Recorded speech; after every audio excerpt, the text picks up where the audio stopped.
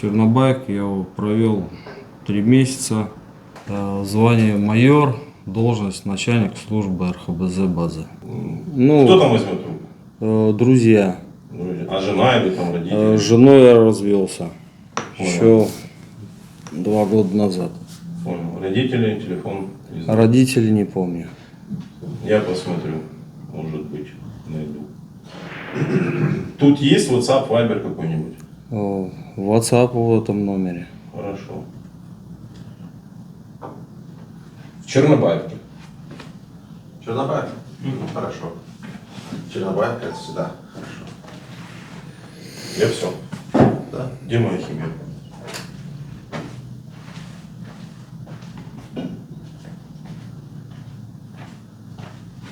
Я тебе Марзу. Будешь? Посмотрим. Ну, что ж, приступим. Или вы хотели покурить, может быть, перед интервью? Да нет, в принципе, со всеми там покурю, если сигареты дадите. Есть сигарета у вас там, да? Нет. Пресс-карта. Мы гражданские журналисты. Вот это пресс-карта. Дмитрий показывает вам. Соответственно, у нас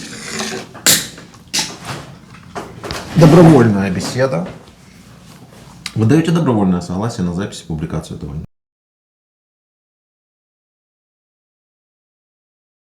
Да, даю. Даете. Хорошо. Представьтесь, как вас зовут полностью. Грузев Павел Николаевич. Дата рождения. 16 июня 1976 года. Откуда вы? Костромская область, город Нерехта. А из какой части? Войсковая часть, 7-я военная база, Абхазия. Абхазия. Абхазия. А звание, должность? Звание майор, должность начальник службы РХБЗ базы. Угу. Понял. Веруете ли вы в зараженных птиц, которые должны были из Украины вылететь и заразить всех славян? Нет, не верю. Не веруете. Но вы как начальник этой службы РХБЗ должны понимать в этом немного что-то? Ну, что-то я понимаю в этом, но это маловероятно. И это не верится мне. Что что-то может зараженное быть отправлено куда-либо. Вы знаете, что, по словам российской пропаганды, мы не просто должны были заразить этих птиц, но еще и скорректировать их полет в определенном направлении? Но это же невозможно. Может быть и невозможно. Включить вам, где они такое говорят?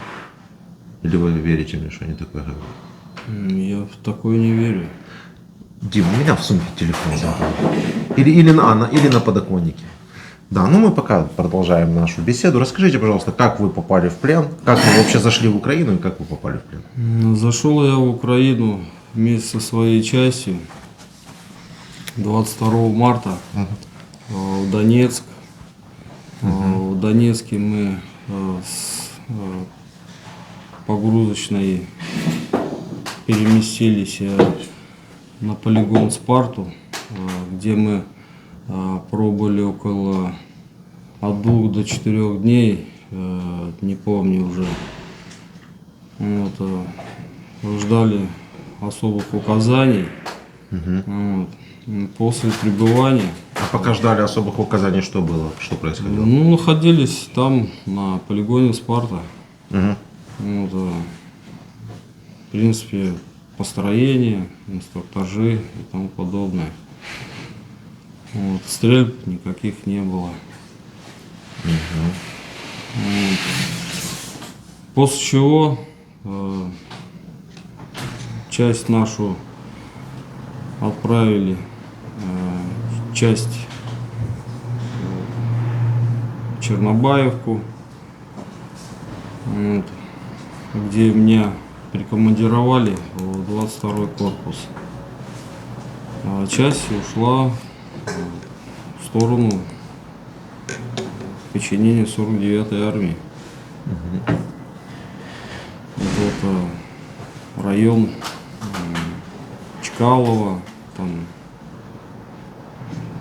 города я так, в принципе, населенный пункт не помню. Вот. Ну, Чернобаевке я провел 3 месяца. В основном занимался помощником начальника службы РХБЗ. Одним словом, бумажки. Бумажками, накладные, донесения составлял за сутки.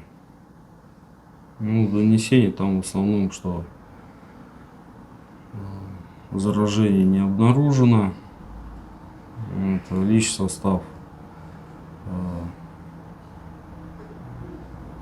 целости находится в районах. Ну и по потерям в основном, по имуществу, по личному составу. Какие были потери? В основном потери были это, в принципе, в основном что-то по позициям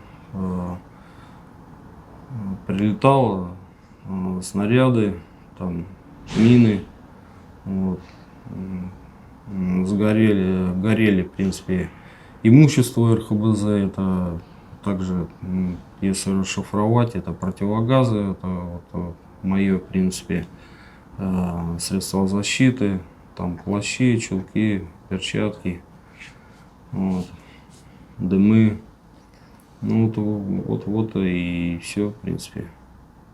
А по личному составу? По личному составу в основном потерь не было, вот, потому что их РХБЗ очень мало, и они находились в районах около командных пунктов, где они в основном в тылу находятся. Вот. Понял. Что еще вы там видели в Чернобаевке, помимо того, что писали эти свои донесения? Ну как, в Чернобаевке в основном тоже не сладко, и прилеты каждый день, начиная с вечера и до утра, и днем тоже, в принципе, прилетало со стороны Андреевки.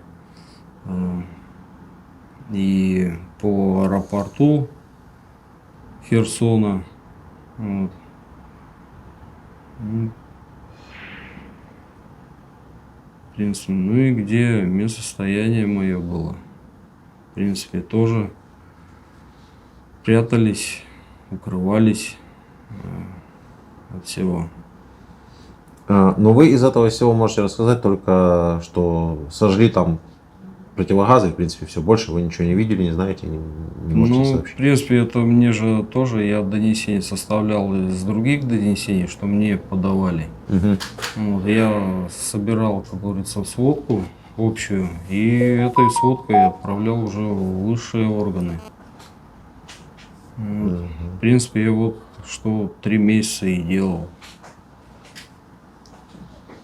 И что там было вам известно по потерям техники, по потерям с личного состава в общем, не касающихся конкретно вашей деятельности, а в общем? Как в общем? Ну, в общем, в принципе-то я так и не вникал.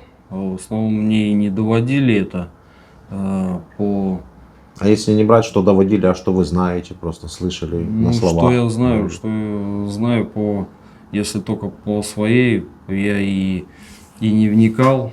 Я вникал только в свою сферу деятельности, в другую, в принципе, я даже и сказать нечего. Вот. Где-то что-то, что там где-то что-то пожгли, какую-то технику, какой-то КАМАЗ перевернулся, там танк вышел из строя.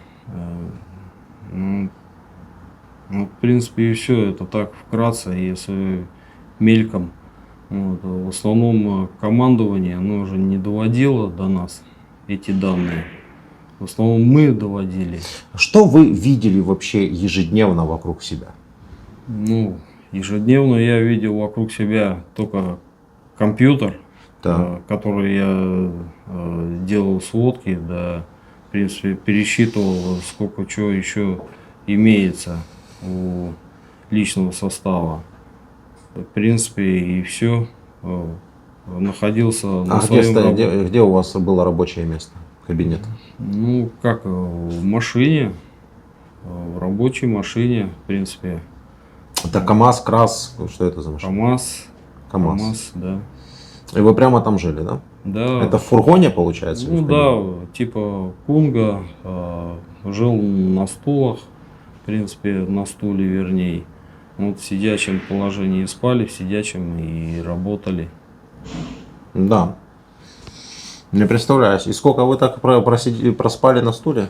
3 месяца. 3 месяца? Да. Спали на стуле. Пока вот одну часть нашего подразделения, которая была прикомандирована 22-му корпусу, не забрали к себе, ну, тоже командира полностью. Вот сидели там. Так, а потом их забрали, и что вы дальше? Ну, вернулись в свое подразделение на Чкалово. В Чкалово, в принципе, меня озадачили заниматься службой войск. Вот. Ну, что касается службы войск, это служба охраны и обороны какого-то объекта. Вот. Я охранял объект, вот, уставлял посты, вот, круглосуточно, доводил, в принципе, пароли. Ну и, в принципе, все. Моя задача только в этом и заключалась, как начальник службы, в принципе. А что, я понял, а что вы видели вот при выходе из вашего автомобиля, да, вокруг вас? Что вы видели? Ну, как я у меня своего автомобиля не было.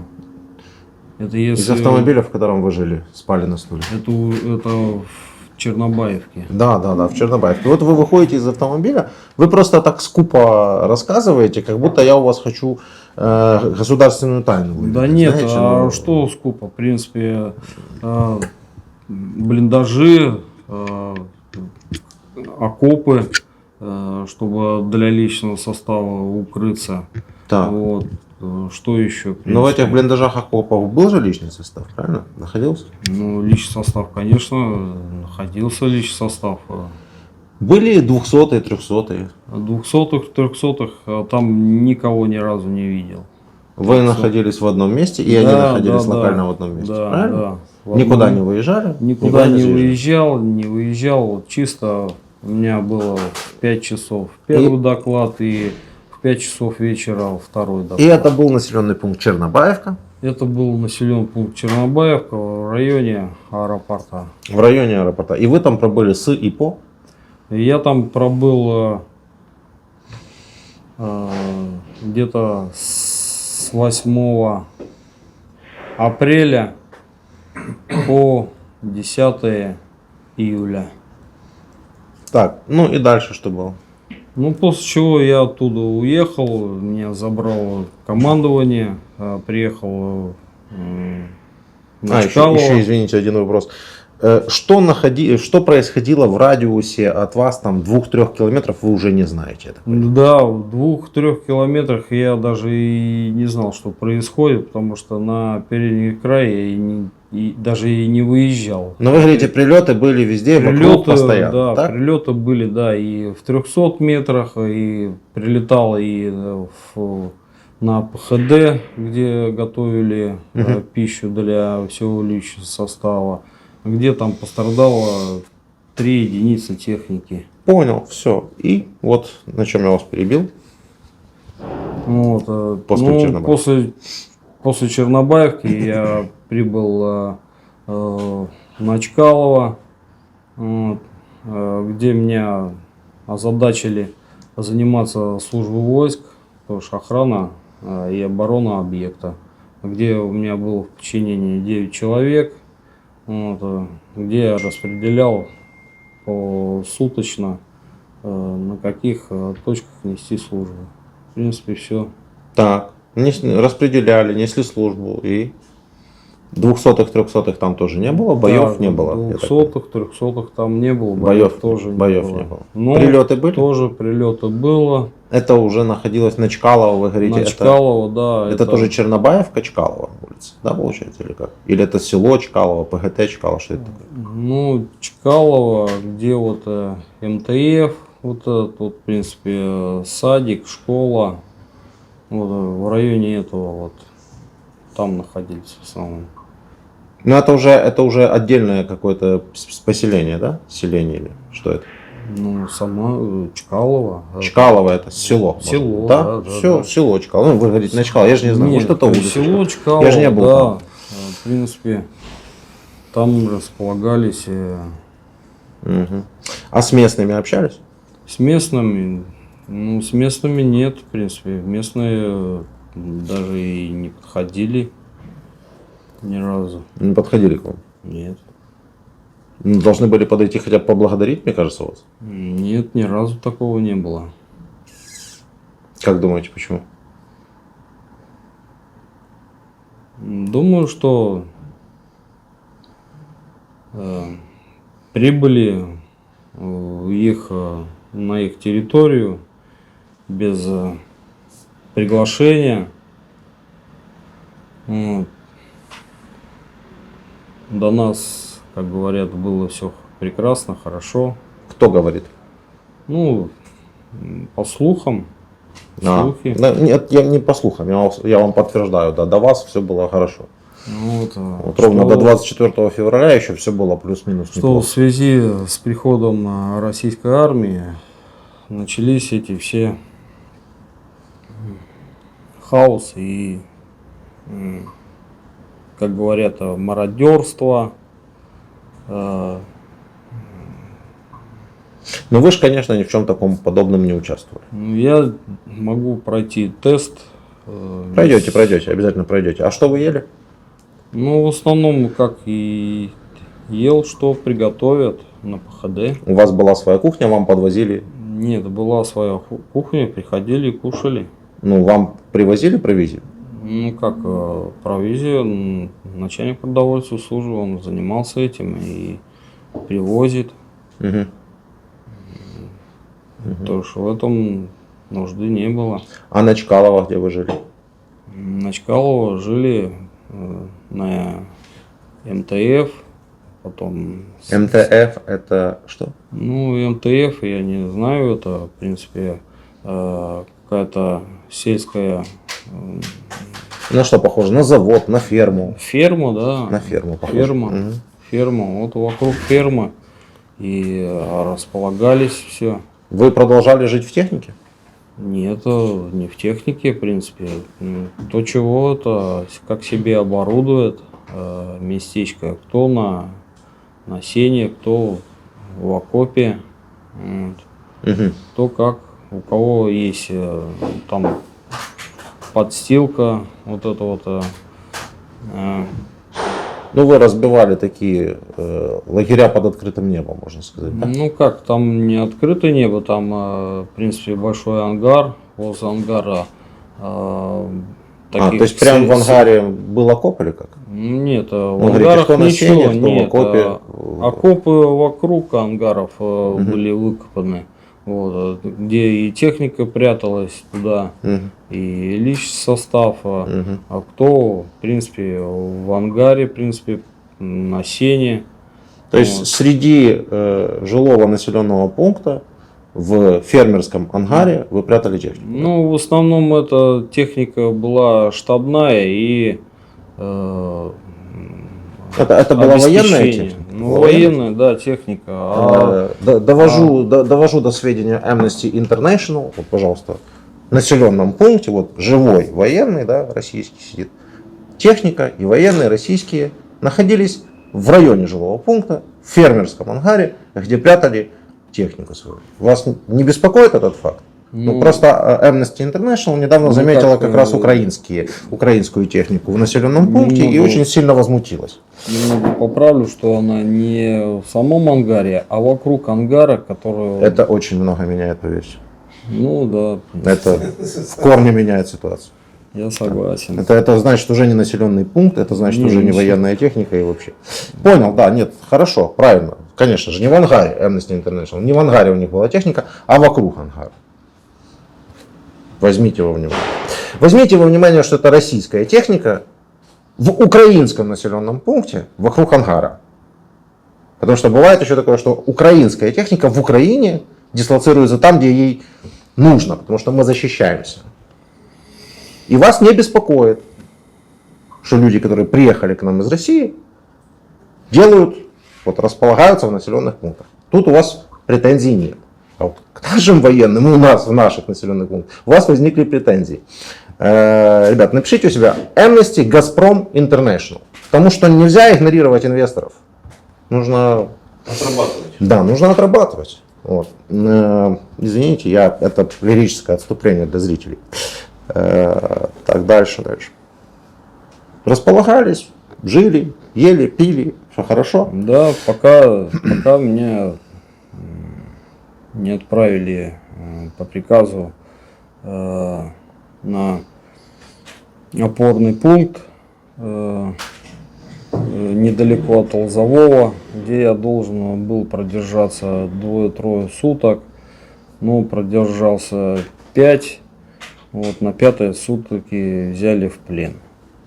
Можно подробнее, почему вы должны были именно продержаться и какая была ваша Ну, задача? как задача была командира поставлена продержаться 2-3 дня, после чего нас поменяют другие военнослужащие. А что вот, вести наблюдение, Наблюдение. Вот, да, за действиями там ВСУ. А вы видели, они были у вас в обзоре?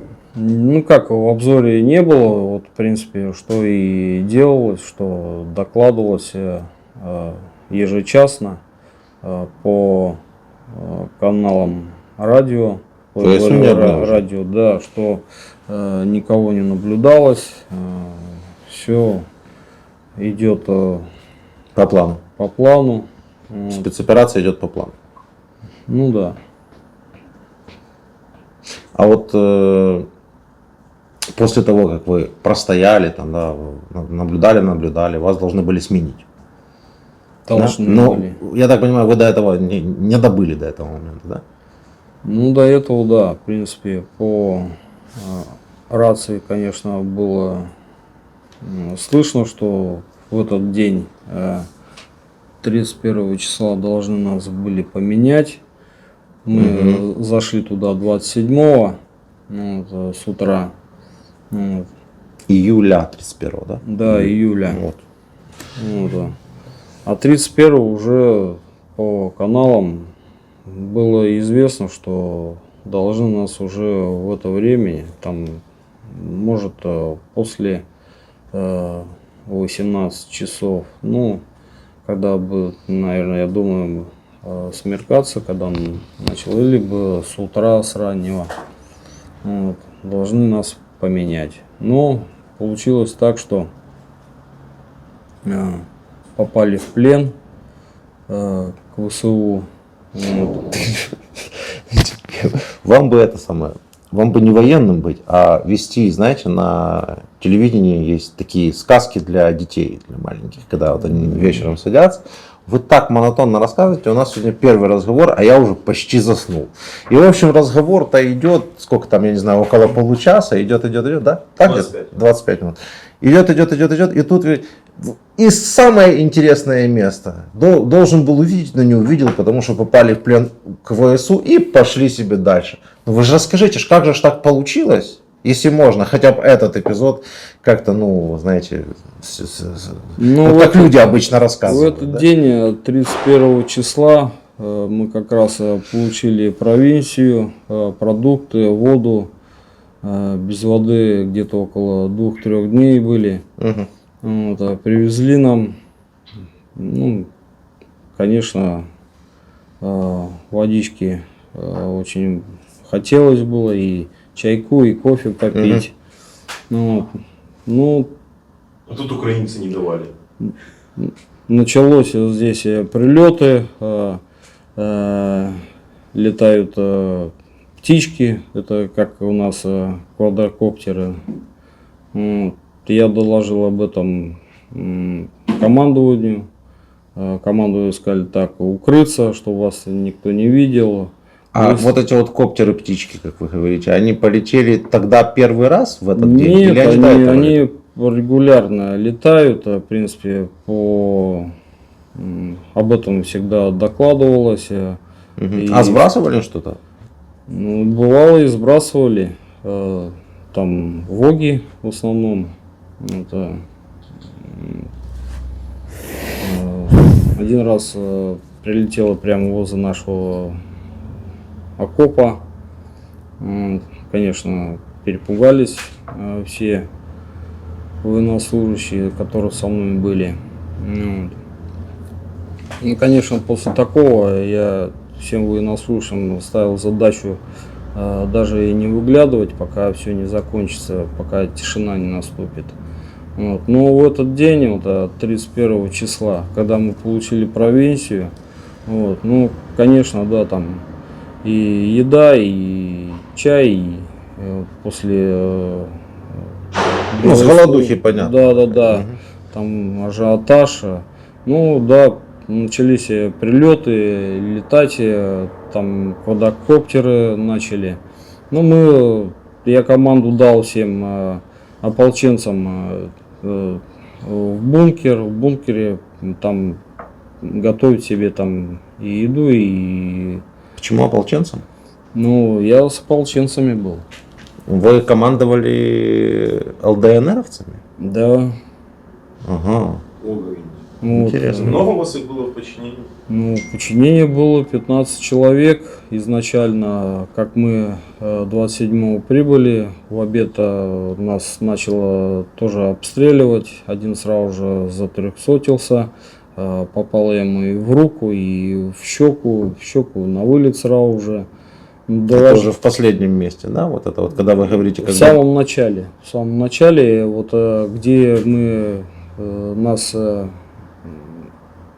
ну, в принципе, на точке под Лозовом, недалеко Лозового, где опорный пункт был. Это еще до Чернобаевки было? И это уже после Чернобаевки. И вот это я уже после. рассказывал, когда мы туда 27 июля нас на опорный пункт завели, сказали 2-3 дня продержаться, и вас поменяют на других военнослужащих. Ну, как слышал, что с ВДВ. Ну, Элита. ну, Вчера в было. первый же день, как говорится, ну, было известно, нам довели, что это очень сильно обстреливается место. Вот, быть начеку и быть недалеко от своих укрытий. Ну, что я всем и доводил, в принципе, это. В первый же день, 27-го, у меня один затрехотился, что я ранее говорил, что в руку осколок и в щеку прилетел. Его сразу же на следующий день с утра забрали, эвакуировали. Ну а 31-го, что я могу сказать, что вот после того, как нам привезли провинцию, мы сначала посидели, перекурили, ну и в районе где-то 7:30, 8 начался обстрел. Вот, ну, кушать всегда хочется. Вот, дал команду выставить одного часового, не часового, наблюдателя, где-то в 30-40 метрах от окопа. Вот, а сами все в окоп. Ну, где там кто кушал, кто чай себе делал, в принципе. Ну, прилеты продолжались в течение где-то получаса. Вот, после чего были слышны крики, типа выходим по одному, без всяких резких движений. предпринимать ничего не надо, если хотите остаться в живых.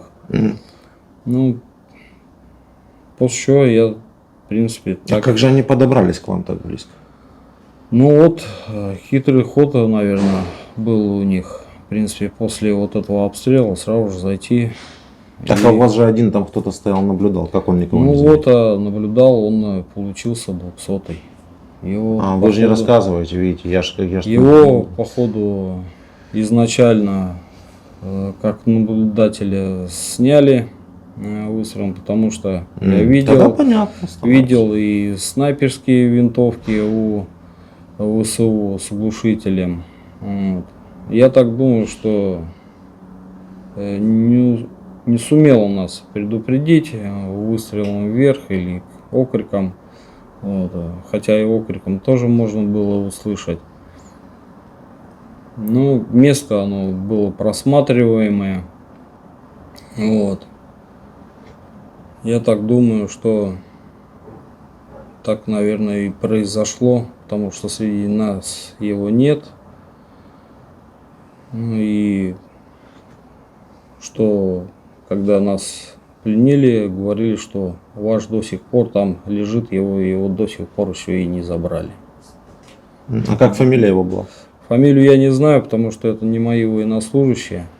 Вот, военнослужащие ДНР, Мгм. вот, ополченцы со 127-го полка. Вот, со мной их сейчас 8 человек, все живы, здоровы, Мы уже с ними пообщались. находятся В здесь прямом в эфире плену- даже. в плену в Украине. Да, было дело. Понял. И про птичек я же вам обещал показать, так и не показал. Вот, потому что это же важно. Вот, смотрите. Выяснив, что там еще готовилось биологическое оружие, которое испытывалось на добровольцах украинцах, это значит... Мне знаете, что здесь нравится больше всего в этой фразе? Выяснилось. Выяснилось, что было биологическое оружие, которое использовалось как он сказал, на добровольцах украинцев. Откуда выяснилось? С чего понятно, что это выяснилось? Ему выяснилось, он спал, ему выяснилось, или как? Ну, как зритель должен вот это вот воспринимать? Давайте еще раз. Что там еще готовилось биологическое оружие, которое испытывалось на добровольцах украинцах, это значит, а еще плюс к тому, что птицы, которых этим заражали, рассчитывалась их траектория перелета через Россию, это... Ну, то есть, понимаете, да? Рассчитывалась траектория перелета через Россию у птиц, которые заражались. Ну, это же не я придумал, это не комическое шоу. Ну, я вот только впервые это услышал. Ну, Но это я еще не все. Это не я, все. конечно, Это не в все. шоке. Сейчас вы узнаете самое главное, самое важное. абсолютно фашистская Вывод, да? Сразу раз. И это абсолютно фашистская попытка. истребление вообще славянского этноса как такового. О! То есть, не просто выяснилось, что испытывались птички, накачивались чем-то зараженным, и это все на добровольцах украинских проверялось, какая-то фантазмагория, да? Не только нужно было высчитать траекторию полета, но и это была абсолютно фашистская попытка уничтожить, истребить славянский этнос. То есть надо понимать, ну не надо понимать, это же не единственная такая фраза. То есть у вас же эти самые уважающие себя как бы там аналитики, эксперты обсуждали это, что мы собирались каким-то образом, эти птички должны были прилететь к вам и уничтожить славянский этнос, еще и в привязке к географии. То есть за эти рубежи не должны были выйти, у нас же тоже как бы славяне есть. Там в Польше и так далее. Веруете ли вы в таких птичек? Что по-другому я спросить не могу. Нет, не верую. Не веруете. Веруете ли вы, что Украина собиралась напасть на Россию и Беларусь одновременно? Нет, не верую. Не веруете. А как вы вот такую вот фразу прокомментируете? Радио «Комсомольская правда».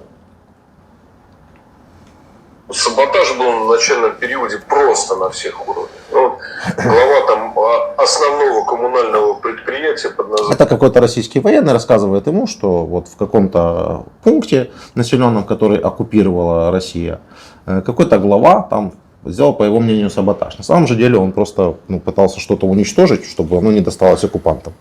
Чистота. Уничтожил все электронные блоки управления. Техника уникальная, как ты понимаешь, запчастей. А скажи, пожалуйста, его расстреляли или нет, этого Он начальника? успел Жалко. сбежать. А членов семьи не захватили?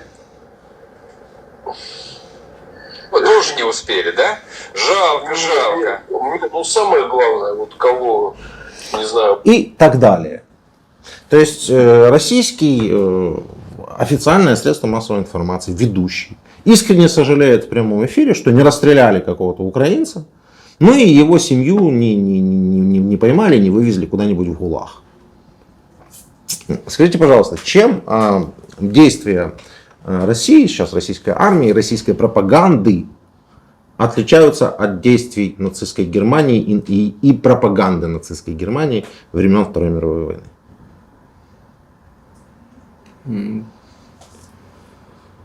Не могу это сказать, в принципе. Ну, ничем, наверное, не отличается. Что зашли на свою территорию без разрешения, вот, ведем боевые действия. Ну, конечно, да. А вы знаете, что у вас, как и в нацистской Германии в свое время, правду говорить нельзя в стране? Ну, например, войну войной называть нельзя. То есть, если ты спецоперацию назовешь войной, это срок. Если ты будешь как-либо осуждать что-либо связанное с этой так называемой спецоперацией, это срок. Если ты выйдешь с плакатом «фашизму нет», это протокол. Ну, это я не знаю, не слышал. Это не надо слышать или не слышать. Это факты. То есть, это же не, опять-таки, не я себе из головы выдумал и вам тут сижу рассказываю. Нет. На все есть соответствующая подборка. Дим, дай сигарет. Ну, нам это не доводилось, не оговаривалось, ничего. Понимаете, в чем дело? Не, дай почуху, да вон лежит, почуха сигарет. Понимаете, проблема в том, что вы говорите, вам не доводилось, то есть вы живете в стране и не владеете тем, что там происходит в принципе. Ну, а владеть... Вам надо как? обязательно, У нас чтобы до вас-то довелось? Интернета нет, телевизоров нет, а как... Ну хорошо, тогда я буду вас в плену в украинском просвещать, рассказывать вам, что у вас там происходит в стране. То есть вот Михалкова, лидера мнений, вы уже видели, да? Вот ведущего «Комсомольской правды» вы уже видели, вот что у вас происходит на площадях. вышел с пустой бумажкой. Вот парень вышел с пустой бумажкой. Сейчас еще раз, извините. Так, кто-то парень идет на рожон. Вышел с пустой бумажкой. Так, постановление губернатора Новосибирской области. А 9... Понимаете, люди знают, что им до такой степени нельзя ничего сказать вообще, что они просто выходят с пустой бумажкой. Вот просто, чтобы показать, что вот я могу, я имею право хотя бы просто постоять с пустой бумажкой. Запрещены. Повторяю, требую прекратить ваши противоправные действия. Можно я это? Куда вы его толкаете? Все, забрали. Нет, я, конечно, понимаю, что в России вышел закон, согласно которого нельзя стоять с пустой бумажкой, потому что это считается одиночный пикет. Вот. Ну так завтра может выйти закон о том, что вы должны детей своих сдавать в рабство там куда-то. Законы же должны как-то соответствовать Конституции, наверное, а по Конституции у вас вроде как там свобода слова и демократия или нет? Просто как можно запретить человеку просто выйти и постоять в центре города с пустой бумагой? Этих видео очень много. Если люди выходят, на них написано 2 слова, просто на может 2 слова написано. Есть, я же не показал же самого главного, я же это самое, протокол же хотел показать, а не показал. Сейчас. У нас люди ходят и высказывают свое мнение. Сейчас дойдем, просто не получится перемотать. Что им нравится или не нравится в действиях наших на Украине. Да, ходят вот и высказывают. Сейчас будет.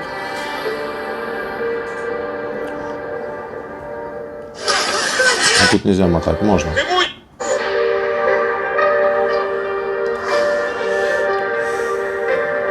Вот тоже цитата из «Войны и мир». Видите? Цитат тоже попал в полицию, тоже протокол на него составили. Ну, Путину эту фразу говорить можно. А ему нельзя. Ну, вот тут людей по площадям. Вот. А вот жителя Новосибирска задержали за плакат «Победили тот фашизм, победим и этот». Но это жестко, да? А вот это вот уже совсем хорошо. Вот протокол. Я просто хотела спросить. Если хотите, я могу вам дать больше ознакомиться. Плакат «Нет фашизма». Нет фашизма. Плакат. Вот человека задержали, и суд российский составил на него протокол за то, что он вышел с плакатом «Нет фашизма». То есть Россия уже на официальном уровне, похоже, признает себя фашистским государством. Потому что, хочешь узнать, есть ли фашизм в государстве? Выйди с плакатом «Нет фашизма», узнаешь сразу. В самом начале всей этой истории, когда российские войска зашли под Киев, они разбомбили магазинчик небольшой одного из наших подписчиков. Он сказал: мне теперь больше сигареты не нужны, он теперь передает сигареты вам. Вот возьмите. Я всем выдаю по пачке. Ну, магазина-то у него уже больше нет. Говорит, раздаем, пусть курят. Давай звонить. Доповідаю, вашего номера телефона нету в мессенджерах, в Телеграме вы были давно, поэтому будем звонить напрямую. А вы Заявки поблагодарите человека за сигареты, или они вам не нужны? Нужны. Ну, не хотите ему сказать спасибо? Спасибо за сигареты огромное. Угу. Что были бы мои, я бы вас не спрашивал. А так человек реально передал мне новую почту, я поехал, забрал несколько блоков. Большое спасибо. Да. А скажите, а вот вы оккупант?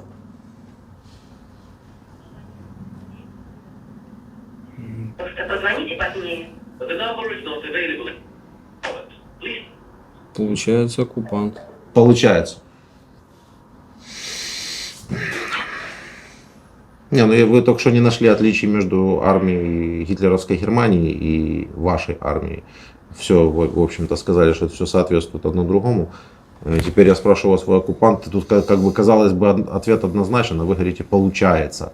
Оно не получается, оно так есть, понимаете. Пожалуйста, позвоните позднее. Не получается, да, дозвониться. Есть еще какие-то номера? Нет, я другие не помню. На вас заявку тоже не оставляли в нашей системе поиска, то есть. Наверное, данный человек сейчас на работе находится, а мой телефон, да, наверное, выключен ему дома. даже не получится отправить видеосообщение от вас, потому что его номера нет ни в одном мессенджере. Он когда последний раз работал? Так, последний раз я разговаривал по WhatsApp. С этого номера? Не с этого, на этот номер. Когда? Нет, на этот номер нет. На этом номере нету мессенджера? Нет, я не разговаривал по этому номеру. Передайте что-нибудь им, и что вы хотели сказать, да? Вспомнишь? Про номер вы хотели что сказать? Про номер? Ну да. Мы хотим, все, мы закрыли вопрос с дозвоном. В принципе, может как-то смс-ку попробовать отправить. Так телефон выключен. Включит же его. Не, смс-ку мы отправим, мы напишем, что вот такой-то, такой-то находится в плену в Украине. Но мы же не сможем вас потом, через время, когда эта смс-ка придет, мы сможем только на этот номер скинуть ссылку на это видео, и поэтому я вам говорю, передайте, что можете вот сейчас, воспользовавшись видео, да, что хотите, можете передать. Своим близким, друзьям, в принципе, командованию. Я нахожусь в плену в Украине, со мной обращаются хорошо, медицинское обследование регулярно проводится, кормят, моют. Моетесь вы сами? Да, сами моемся, в принципе. Вчера помыли, большое спасибо. В принципе, и все. Передайте всем моим родственникам, что у меня все хорошо. Надеюсь, что меня обменяют, вернусь домой. На этом все закончится. Знаете ли вы, что помимо вот этой тематички о птичках там и о том, что мы должны были напасть на Россию и Беларусь, была еще тематичка о том, что здесь какие-то нацисты. Вы видели нацистов? Нацистов не видел. Не видел. Нет. Но при этом вы как раз от них ничем не отличаетесь. Ну, по крайней мере, вы не нашли отличий. Не нашел. Не нашел. натовцев, может быть, вы здесь видели, потому что сейчас новая методичка, сейчас уже Россия не воюет с вооруженными силами Украины, воюет с НАТО. Тоже не видели натовцев? Нет. Еще раз поехали бы в Украину воевать? Ни в коем случае. А если бы вас сейчас вернуть вот в то время, когда вас сюда отправляли, что бы вы сделали? Знал бы, что здесь будет происходить, не поехал бы. А вы думали, здесь что будет происходить? Ну, вы едете в чужое суверенное государство с оружием. Что вы думали, здесь будет происходить? Мы приехали на укрепление границ ЛНР и ДНР. Да нет никаких ЛНР и ДНР. Есть Луганская, Донецкая область Украины, суверенного государства. Это вы себе придумали. Поставили там марионеток, у которых лица в экран уже не влазят, типа этих Пушилиных. И себе решили, нафантазировали, что есть какие-то ЛНР, ДНР. Ну сюда бы я бы точно не поехал бы, если я бы знал. Все. Дмитрий, вопросы? Мы с вами перед тем, как начинать интервью, говорили, мы рассказывали о том, что у нас есть очередь публикаций, мы публикуем один ролик в день. Как вы думаете, то, что вы нам рассказали, оно достойно, чтобы его опубликовать завтра? Вам видней. Просто мы знаем очень много чего про Чернобаевку, от очевидцев, от других людей, которые рассказывали. Вы это все как-то вяло так. Но про Чернобаевку что, в принципе, я в принципе все сказал, что я делал и что в Чернобаевке творилось. Я вроде бы спрашивал даже вплоть до того, что он видел, когда из машины выходил. То есть я не знаю, что... Ну, может, у тебя получится? Давай. Я не против. Нам дело в том, что рассказывали, как КАМАЗами грузили трупы. Ваши же Я этого не видел и даже я не знаю, откуда это. Ну это такие же, как вы, военнопленные. Нам рассказывали. Они рассказывали, что видели машины, загружающих 200-ми. Загружающих 200-х, которые потом уезжали, вывозили. Просто в Чернобаевке в аэропорту было много раз разбито много колонн, много техники, много Но там это БК. может раньше, до меня, наверное, было. Когда там, да, в принципе, прилетало, как вот по словам, что я слышал, что до меня там было очень горячо в этой Чернобаевке. Вот, а когда я приехал, когда меня прикомандировали этой части, такого я не видел. Ну, да, прилеты были, и они были постоянно, и ПВО тоже работало, части, много ракет тоже сшибалось, но в основном это артиллерия. Ну, артиллерия, да, наши работали артой. Вот, артиллерия, она, да, РСЗО, в принципе, прилетала вот возле ПХД, как я сказал, что 3 единицы техники покосило ее всю полностью. Восстановили, не восстановили, я не знаю. Вот, но что я сам регулярно бегал раза по 4 укрываться в укрытии. Ну, понятно. У вас просто мы не знали, но вот этот человек, с которым мы разговаривали. Ну, может, до меня там. У вас еще название было придумано «Черная дыра». Вы им дали название Чернобаевки нашей. Ну, нет, я же как бы, вы рассказали то, что...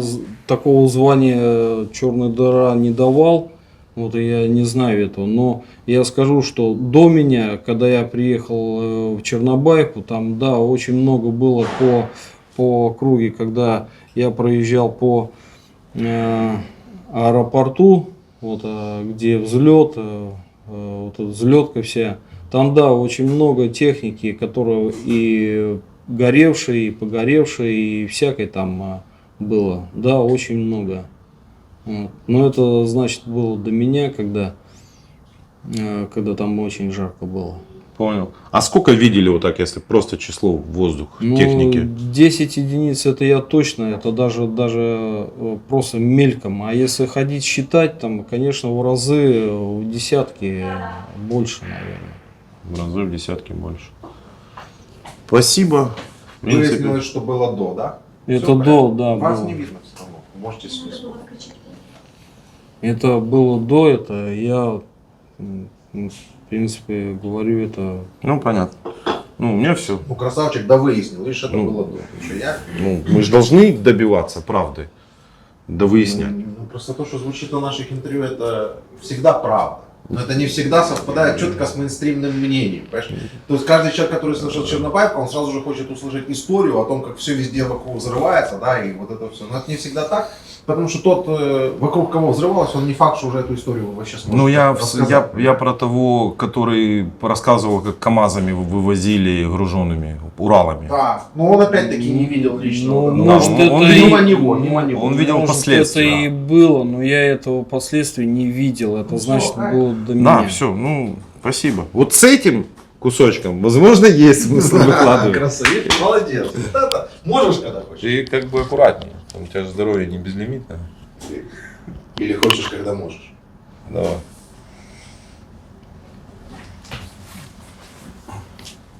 Ты снял бы микрофон, что это? А то. Можно, да? Да, я же вам не для показухи ее положил. обещал, короче. Кому? Да, надо. Но это у них пир будет.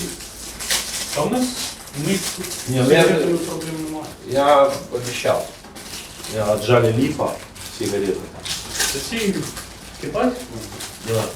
Ну, человек торговал вот этой. Это в А первом. ну, нет, я курил, Первый. можно курить. Ну, ментоловая, ну можно курить. А это 3 пачки вам. Объясните, что это человек, которому реально разбабахали магазин ваш. Да, ваш. да, я Разбомбили магазин под всё пиво. И он передал. вот теперь вам дает сигареты. А, Чтобы вы понимали немножко что-то об украинцах. а Понимаете? СМС... Ну, можете смотри, отправить? СМС.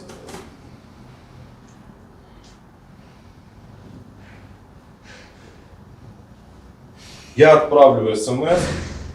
Просто, ну, по СМС меня можно найти, где мы находимся. Потому что мы звоним безопасно. Всем привет! Хочу еще раз поблагодарить всех наших спонсоров и патреонов. Благодаря вам нам удалось собрать небольшую сумму денег, которую мы хотим использовать для пополнения нашего обменного фонда. То есть мы хотим предложить нашим военным небольшое вознаграждение за взятого в плен рашиста, взятого в плен и переданного нашим спецслужбам. За ордловца мы можем предложить $200, за обычного российского военного $300, за младший офицерский состав $400, за старший офицерский состав и всяких летчиков $500, ну и за кадыровцев $600. Почему такая градация? Ну, потому что если ордловцев они за людей не считают и забирают их на обмен очень плохо, то кадыровцев они считают, видимо, за сверхлюдей и забирают их очень хорошо. Отсюда и такой вот порядок цен. Мы ни в коем случае не просим наших военных рисковать своей жизнью для того, чтобы взять кого-то из них в плен. Но если вы можете либо застрелить его, либо взять его в плен, лучше возьмите его в плен и получите свое вознаграждение. Что касается рашистов, то я тоже предлагаю им сразу же положить себе в карман там 300-400 сколько там долларов, да, и когда их берут в плен, кричать сразу $300, $300, руки вверх, оружие кинул, и есть шанс, что вы останетесь в живых. На экране появляется ссылка, куда писать информацию о взятых пленных. Вы записываете с ними короткое видео, сбрасываете нам, получаете дальнейшие инструкции. Мы ответим обязательно всем, как только будет возможность. Не ждите мгновенного ответа за 1 секунду. Просим всех, кто увидел этот ролик, сбросить его своим друзьям, знакомым, родственникам, которые сейчас защищают нашу страну, чтобы они знали про эту программу. Слава Украине! Героям слава! Ставьте лайки, подписывайтесь на канал, жмите колокольчик, чтобы узнать правду о тех, кто был мобилизирован в ДНР и ЛНР.